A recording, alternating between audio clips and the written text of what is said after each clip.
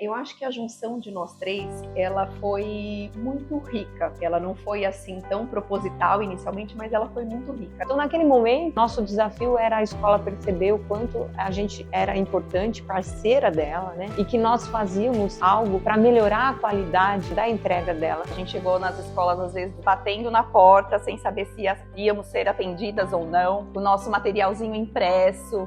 A gente começou com folder, com revista, com os nossos roteiros, né? O meu sentimento é de comemoração. Eu acho que os 10 anos merecem essa comemoração, né? Bom, um sorriso, né? Então, os olhos brilham. Aquele sentido da Rose de fundar a EPUD com sentido de liberdade profissional, ele vem muito agora.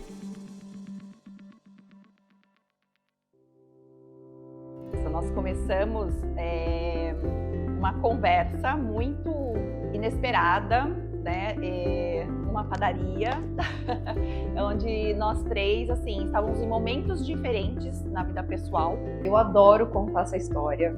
A EPUD começou a ser gerada em 2013, no segundo semestre. Foi quando a gente começou nossas primeiras conversas em uma padaria aqui da cidade. Eu estava deixando um trabalho de 10 anos, a Roberta estava voltando para a cidade, a Rose buscava um outro braço de trabalho. Então, assim, era um momento de muita mudança na nossa vida.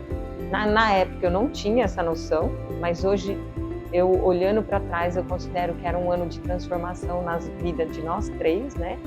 Da minha, né, como profissional. Eu estava começando a ter aí bons frutos da minha vida profissional e aí eu pensei na liberdade. A EPUD, para mim, ela me traz liberdade, ela me traz a vontade de aprender, a errar, a refazer e acertar, a ter sucesso com bastante leveza. Então, olha só que engraçado. Eu, nessa escola onde eu trabalhava, eu contratava uma empresa no formato da nossa, lá de São Paulo, para nos atender. Essa era uma empresa onde a Roberta trabalhava.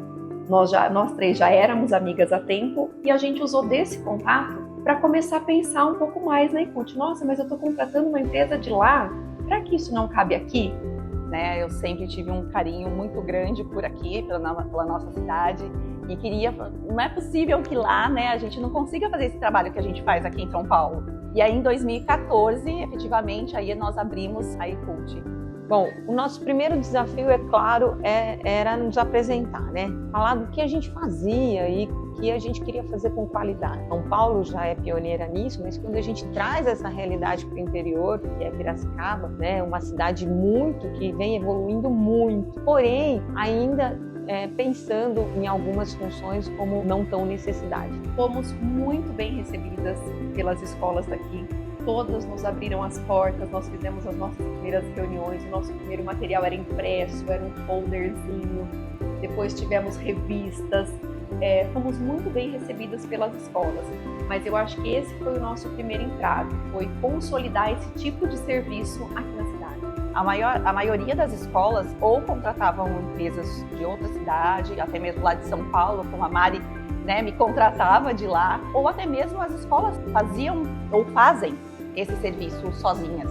A função da coordenação, enfim, de quem fazia esse passeio pedagógico, fica mais claro dentro da metodologia de aprendizado e nós, né, a gente traz essa cereja do bolo, a gente traz a qualidade da saída, né?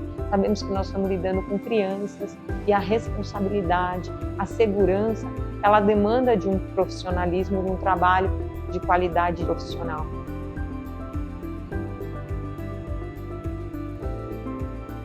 Gente, esse primeiro roteiro foi realizado com a escola COPEP, que era a escola na qual eu trabalhava, onde eu trabalhei por 10 anos, e foi um roteiro de zoológico com Fundamental 1, Zoológico de Sorocaba. O primeiro roteiro dá aquela... Fomos pro zoológico, foi assim, a nossa equipe, todo mundo uniformizado, então foi bem emocionante e ficou guardadinho. Tem uma coisa que me marcou nesse primeiro roteiro, foi no zoológico de Sorocaba e naquele momento tinha nascido um hipopótamo. E a nossa preocupação era que as crianças tivessem contato com esse hipopótamo bebê. E aí eu me lembro a preocupação da Mari em ligar lá para saber quanto ele tomava sol, enfim, para a criança ter essa experiência, né? É um animal, é muito difícil a gente encontrar no meio ambiente brasileiro e principalmente em São Paulo, né? E de repente, né, a gente tinha, e era muito interessante a gente proporcionar a experiência daquele momento, né? E essas crianças estariam lá. Quando a gente fala em roteiros pedagógicos, viagem pedagógica, acho que fica muito claro que é a questão pedagógica, conteúdo da sala de aula e viver essa experiência também fora da sala de aula. E aí nós temos a competência, principalmente, de alinhar sempre o operacional, a metodologia de ensino na proposta da escola, projeto pedagógico, naquele ano ela vai tratar. Anualmente a gente revisita locais e a gente sai aí à caça de novos locais, justamente pensando nisso.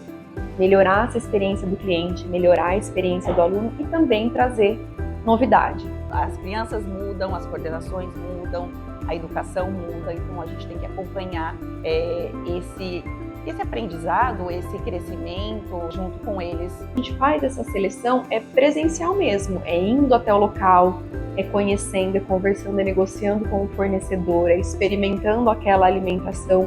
Isso é muito próximo, a gente faz isso de uma forma muito física mesmo. Tem alguns pontos muito benéficos que acrescentam, né, nessa questão das viagens, né, que é a experiência num todo para a criança, né, é a preparação dela para essa viagem, fazer o seu lanche, chegar no horário marcado, ela vai ter uma autonomia de fazer uma viagem sozinho, com os amigos. E é uma criança que volta mais segura para casa, é uma criança que volta com maior autonomia, é uma criança que fez novos laços de amizade, é uma criança que aprendeu a respeitar uma outra figura de autoridade, que vai ser o nosso monitor, ou enfim, aquele monitor do local receptivo. Numa das últimas viagens que nós tivemos, uma criança estava morrendo de medo de fazer uma passagem numa das trilhas, assim, medo mesmo de chorar. Naquele momento ela não quis. Na próxima, ela se encorajou e ela atravessou. Então, assim, foi uma conquista muito bacana, né? Mas aquela viagem proporcionou isso para ela. Tivemos muitos momentos, né? São 10 anos, mas tem alguns que são especiais. Como a Mari comentou, é o do Cortella, uma das palestras, assim, a gente vendeu muito rápido, assim, nos surpreendeu de uma forma muito positiva. Foi um desafio para nós, porque na verdade aquilo, ela saiu um pouco do nosso know-how e da nossa proposta, mas nós queríamos ousar, nós éramos ousadas. E nós falamos, nós vamos assumir, vamos fazer isso aqui, né? Nós precisamos criar uma outra sessão, porque estava um sucesso absoluto, então acho que esse é um grande marco, assim, que a gente lembra com amor, com carinho, sabe?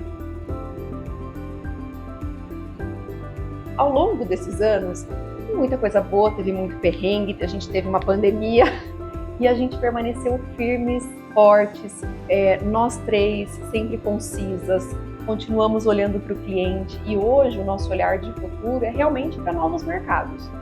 Os professores, os coordenadores, a direção são a chave ali para a gente conseguir adentrar, criar essa relação, né? Eles são o principal aí para fazermos novas parcerias, novos contatos, novas viagens. É meu momento de realmente, né, abraçar a minha empresa e conquistar o que eu planejei há 10 anos, em ter a minha liberdade profissional. E eu sou muito feliz de perceber que eu tive sucesso. Daqui para frente, uma empresa crescendo, região expandida, a Ecult ela está pronta para cada vez ter mais trabalho e devolver esse trabalho com qualidade, e tenho certeza com sucesso junto às nossas parceiras que são as escolas.